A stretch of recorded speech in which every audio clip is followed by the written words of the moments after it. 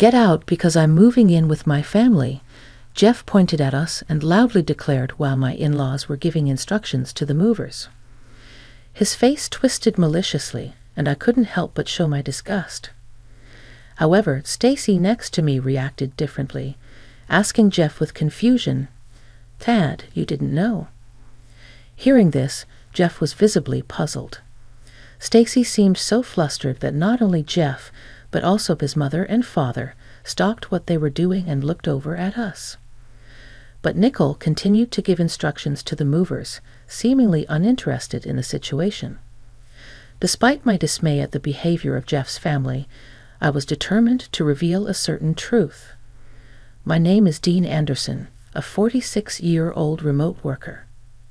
I have a husband and a daughter, leading a typical life. After several dates, Jeff proposed to me 3 years into our relationship. Having a frequently ill mother, I wanted to marry as soon as possible to give her peace of mind, so I accepted Jeff's proposal. Sometime after our marriage, I found out I was pregnant. Jeff was truly happy, eagerly looking forward to seeing our child.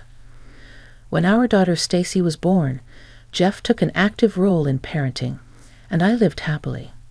However, I had some worries.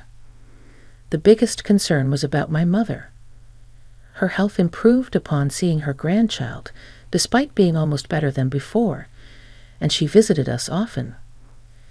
Initially, she visited frequently, but as Stacy entered middle school, my mother's health visibly declined. I quit my job to be available for my mother, choosing remote work.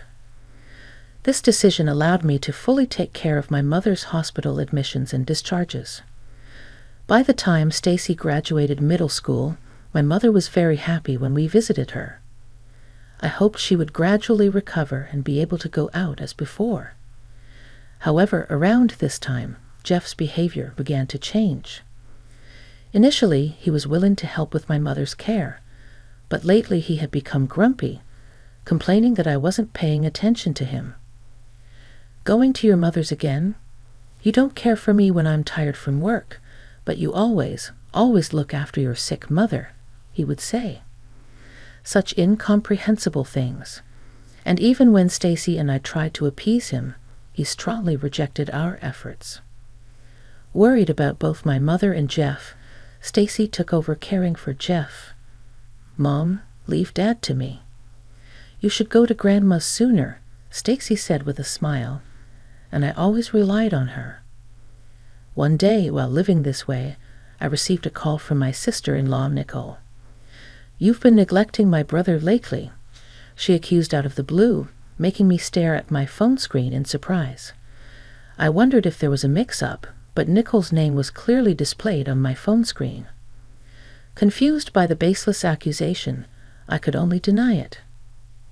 "It's been a while, Nicole. What's going on all of a sudden?" "I haven't been neglecting Jeff," I said, clueless as to why Nicole would say such a thing. "Don't play dumb. I've heard it from my brother. Lately, you've been neglecting the house to care only for your own mother. Can you still proudly call yourself a wife?" Indeed, I had been focusing more on my ill mother lately, but I never thought Jeff would tell Nicole about it. However, I wasn't neglecting our home. Stacy helps with the household chores when she gets back from school, and I manage both my work and my mother's care along with the housework. Lately, I did feel like Jeff's complaints had increased, but they were about trivial things like wanting to eat at expensive restaurants or not liking the smell of the laundry detergent, things we couldn't do much about. Just as I was about to explain in detail, Nicole said something shocking. "Unfortunately, this has reached our parents too. Someday, our angry mother might come to scold you." Leaving me with those irrational words, Nicole hung up. Immediately surprised by the unexpected turn of events, I was speechless until Stacy spoke to me. "Mom, I'm home. What happened? You look stunned." Regaining my composure, I told Stacy, who had just returned from school, about the conversation. Stacy, too, was shocked and incredulous. Sighing in disbelief, she said, "Hey, Mom, there's something I've been thinking about for a while. Can I talk to you about it?" Nervously, I nodded to Stacy's serious request. Listening to Stacy's concerns made me feel truly disheartened. During a period filled with Jeff's nonsensical complaints and Nicole's harassing calls, my in-laws finally took action. One day, after visiting my mother, I came home to find my mother-in-law cooking in the kitchen. Entering the living room, I was so surprised that I dropped my things and just stood there, staring at her. Noticing me, my mother-in-law frowned and approached. "Oh, you're back. How's your mother?" "Well, have a seat." Anyway, feeling her irritation, I had no choice but to follow her past me to our living room sofa, where I received a lengthy lecture. Initially, she scolded me for my attitude towards Jeff and berated me for neglecting my household duties and making my husband do chores. However, I noticed some inconsistencies in her lecture and corrected her. "Mother, there are some misunderstandings. I have never made Jeff do the household chores. In fact, Jeff hardly helps at all. Embarrassingly, it's Stacy who helps me out," I said. Hearing this, my mother-in-law suddenly stood up, pointed at me, and started shouting. "You think that lie will work on me? Are you saying that child is lying to me? What a terrible daughter-in-law." With her face red with anger, she stormed out, leaving the stove on and everything behind like a tempest. I hurried to turn off the stove so I couldn't chase after my mother-in-law. That day, Jeff was in a strangely good mood, almost unnervingly generous. He kept cutting me off every time I tried to start a conversation. Stacy also seemed puzzled by this, so we decided to stay silent and watch the situation for now. For a few days, Jeff continued to be in a good mood without any issues. Thanks to that, I was able to take care of my mother without feeling uneasy. However, a few days later, my mother quietly passed away. Stacy and I, though engulfed in sadness, managed to get through the funeral and decided to spend some time sorting through my mother's belongings at her house. I had wanted Jeff to help, but mentioning it made him sullen for the first time in a while. So Stacy and I proceeded with the task. Naturally, the house was filled with memories of my mother, making it difficult to make much progress as each item reminded us of her. I reluctantly contacted Jeff and ended up staying at my mother's house for the night, but he seemed to be in a good mood. "Take your time and relax since you're already there," he said. But with Stacy's school and my work, it wasn't that simple. For the time being, I told him we would return home the next day and decided to rest for the night. The next day, after making some progress with the sorting, we decided to go back to our house. As we approached our home, I noticed a large truck parked in front of the house. Wondering what it was, I realized it was a moving truck with Jeff and my mother-in-law directing the unloading. What's going on here? I ran up with Stacy to stop them, but Jeff stepped forward, puffing out his chest as he noticed us. "You're back already. It's too late for you to return now," he said. As I stood there in shock, watching the belongings being moved into the house, Jeff crossed his arms and continued proudly. "I'm moving in with my family, so you two need to leave." I was determined to reveal a certain truth. "Forgot this house is mine." The in-laws were shocked, and Jeff began to panic, turning pale. Even Nicole stopped directing the movers and confronted me. "What are you talking about? There's no way you could afford to build such a fine house." Now it was my turn to respond with confidence. "Thank you for the compliment. This house was built by my father, and originally it's my family home." "That can't be true. This house is so beautiful, it looks almost brand new." "Does it look that way?" "Thank you, Mother. My mom renovated it for us as a wedding gift. Jeff should know about this." I couldn't understand how it could have been forgotten, but this house is naturally in my name, and the renovation costs were covered by my mother. She moved out happily to an apartment so that we could live here happily for a long time. Jeff and I went to thank my mother and even discussed living together. Jeff, who tends to forget things that don't suit him, seemed to realize that his plan had failed. And just as I was about to speak, Stacy began to share information she learned from the inheritance process. Grandma left a lot of assets for me and Mom, but it's not money. It's things like land and apartments that can't easily be converted into cash. Hearing this, Jeff turned to his parents with shining eyes, and Nicole raised her hand in joy. Wait a minute. I had no idea your mother had so much wealth. You never said anything about this when we got married. Jeff's outburst led his family to start complaining. Selfish. What's that? Isn't that like marriage fraud? That's terrible. You intentionally kept quiet because you didn't intend to give Jeff any of the property. What a greedy woman.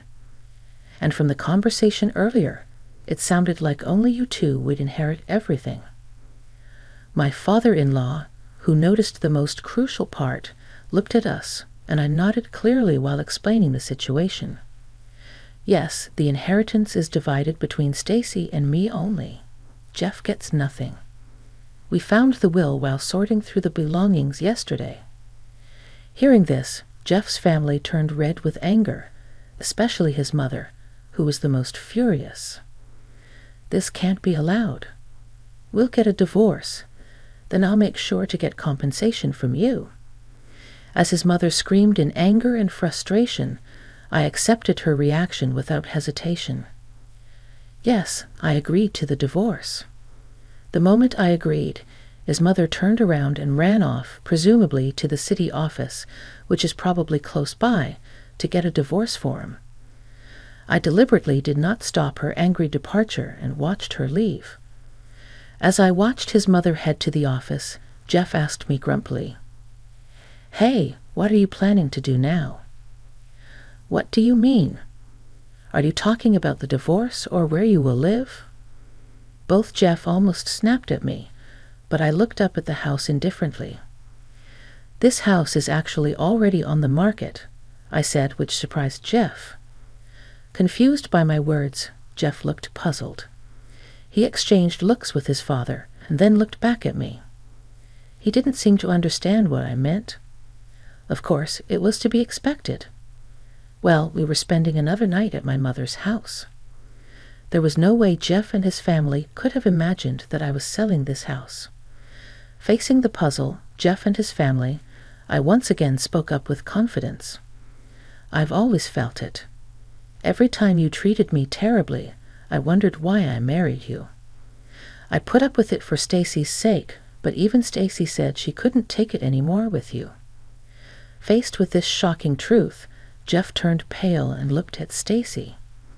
Then Stacy firmly met Jeff's gaze and voiced her thoughts. "Dad, you always said it was sad to be ignored as the head of the house or to be belittled after coming home tired from work. But don't you think there's a reason you're treated that way? Why don't you realize that you're neglecting and belittling us?" Stacy's pointed words left Jeff speechless.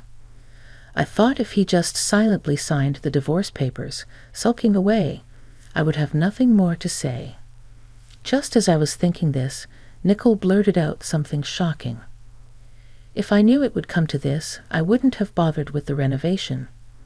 Everyone present was taken aback by the sudden confession. Looking at Nicole all at once, I was surprised. Not only that Jeff and my father-in-law were unaware of Nicole's actions, but also by her statement itself. "Why would you do something like that without permission?" yelled my father-in-law, to which Nicole started making excuses without much concern. "I wanted to live in my ideal room, okay. So I thought, why not take over this house and renovate it while we're at it?" "But you're selling the house, right?" "Oh, but if you're selling it, why not renovate it and sell it for more?" Nicole's nonchalant and cheery demeanor as she said this made Stacy and me sigh. Not only were we dismayed, but Jeff and my father-in-law felt the same. with Jeff clenching his fists in suppressed anger. Finally, unable to tolerate Nicole's recklessness, he began to yell. "Hey, even if it's going to be sold or become ours, you should have told us first. We were preparing to move. Where were we supposed to live during the renovation?" Though his preamble was a bit off, his point was valid, leaving Nicole surprised. "Oh, really?" As Nicole responded, Jeff was about to yell again when we saw my mother-in-law running towards us from a distance. It seemed she had brought the divorce papers. I got it. The divorce papers. Now sign it right here.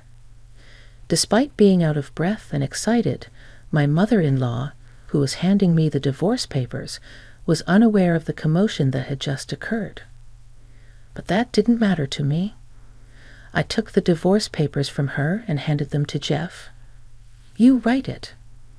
After all the times you've belittled me, you agree to our divorce, right?" "No way." Jeff immediately refused, possibly because he knew about my mother's inheritance. However, I couldn't tolerate Jeff's behavior and his family's strange antics any longer, so I provoked him, aiming to get him to write the divorce papers. "Changing your tune so suddenly? I guess you've been in a good mood lately because you were thinking of taking over my house, right? Too bad. Even without my mother's inheritance, I had no intention of handing over this house, and it's already planned to be sold. Either way, you'll end up homeless." At my words, Jeff looked bitterly at the divorce papers, trying to control his anger and calm himself. I knew too well the points that would set Jeff off. "It might be a disgrace to you, but if you sign this divorce paper, I might feel a bit relieved." I figured that by demanding from a position of superiority, Jeff would easily be swayed to do as I wished. Given his condescending view of me, this statement was born from such thoughts, but indeed it contained many of my true feelings. As expected, Jeff's face turned red with anger, and he snatched the divorce papers from my hand, starting to write immediately. "If you insist so much, I'll give you your divorce." I felt a sense of relief at Jeff's hasty action. I had worried that he might reconsider and calm down, but Jeff was simple after all. After receiving the half-completed divorce papers, I filled in my part to prevent any further unexpected events and completed it. I then entrusted the finished divorce papers to Stacy and turned back to Jeff's family. All that's left is to submit this to the city office. So take all the stuff you brought in with you. Wait a minute. Are you serious? You said you'd feel relieved if Jeff signed the divorce papers. That's correct, but I never said I'd agree to the move. What about the renovation? What renovation? Unaware of the renovation discussed in her absence, my mother-in-law, standing next to my father-in-law, grabbed Nicole. After receiving an explanation, a big argument started, and while my father-in-law and Jeff tried to intervene, I attempted to leave with Stacy. However, Jeff and Nicole, determined not to let us escape, grabbed at us. But the movers, who had been watching the situation with dismay, stepped in to mediate.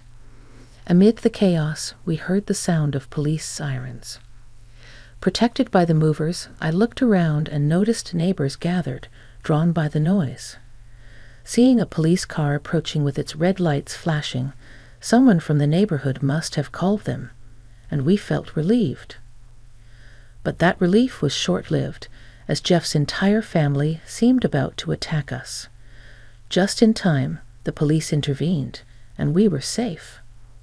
Despite being stopped by the police, Jeff's family's commotion didn't cease, and another officer had to escort us into a police car to calm the situation. Nicole, mistaking our being escorted for an arrest, attempted to throw belongings into the house and was naturally stopped by the police. With additional support arriving to finally quell the disturbance, as Jeff's family began to calm down, the police asked us to accompany them for questioning, leading to further troubles. When either Jeff, Nicole, or both acted against the officers, they were arrested for obstructing official duties and taken away in police cars that had arrived for backup. Jeff's parents were also scolded by the police and taken to the station for questioning. We watched the entire ordeal from the police car, where we gave a brief statement. Eventually, Jeff and I officially divorced. The divorce, initially resisted by Jeff, even after signing the papers, was prolonged. But thanks to a lawyer, we were able to finalize it smoothly. Soon after, my house found a buyer, and I was able to secure the money from the sale. Nicole was pushing for a renovation, but the house had already been renovated when my mother passed it down to me, so a buyer quickly appeared. Afterward, my in-laws were not prosecuted, but they cannot return to the house I inherited, and they had sold their own house, expecting to move into mine, leaving them without a place to live. Furthermore, due to the commotion, they have become outcasts in the community, struggling to find a place to belong. It's inevitable given the extent of the uproar they caused. My claim for compensation has further cornered Jeff's family. The incident became well known at Jeff's workplace, leading to a pay cut followed by his voluntary resignation. Now he is working day jobs to make compensation payments to me. And though only for a short while, child support for Stacy naturally balancing income and expenses is difficult, and he seems to be juggling multiple jobs to keep up with the payments. Nicole, after the death, settled, continued working as a beauty consultant as if nothing had happened. However, rumors of the incident reached her customers and eventually the upper management, leading to her dismissal. She had been living a flashy lifestyle, so her savings quickly dwindled. Like Jeff, she is now working multiple jobs to make ends meet, including the compensation payments to me. As for my in-laws, it seems there was some trouble after the incident leading to their divorce, and now they are living separately. The mother-in-law, now ostracized by the neighbors, was fired from her part-time job. The father-in-law, who was planning to enjoy his retirement with his pension, has had to allocate most of it to the compensation payments to me, and is now looking for work despite his age.